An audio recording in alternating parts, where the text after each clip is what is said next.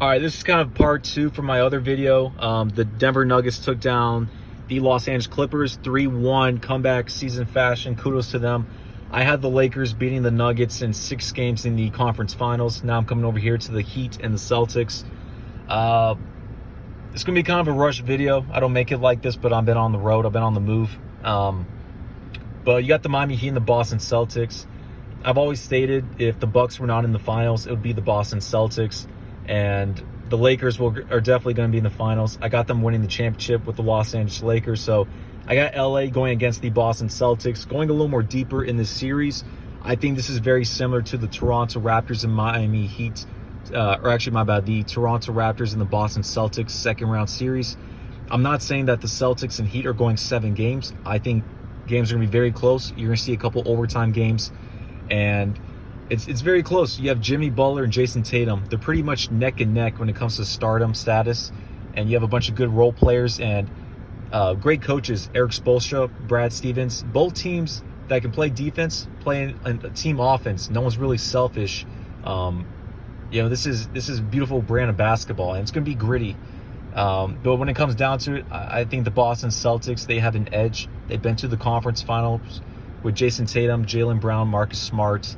And now they're bringing in Kemba Walker and Brad Stevens is still the head coach. I think the Boston Celtics are going to win the series in probably 6 games. I could definitely see this going 7. The Miami Heat have a great foundation. They're 8-1 in the playoffs right now. Great veteran presence with Jay Crowder and Andre Iguodala. Great picks with them. Jimmy Buckets comes through in the clutch. The Miami Heat, that's a great pick for anyone to choose from. But when it comes down to it, guys, man, this is a close series.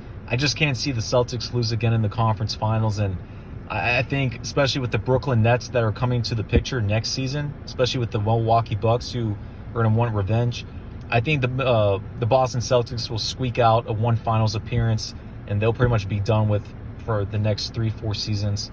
I know kind of right there is not really objective. Sometimes I throw hypotheticals out there, kind of storyline, but the offense is there for Boston. I need Jason Tatum to really clutch it out. He can be inconsistent at times, but I think he has enough experience to where we've seen him on the 2 seasons he's led his team. He's made the conference finals.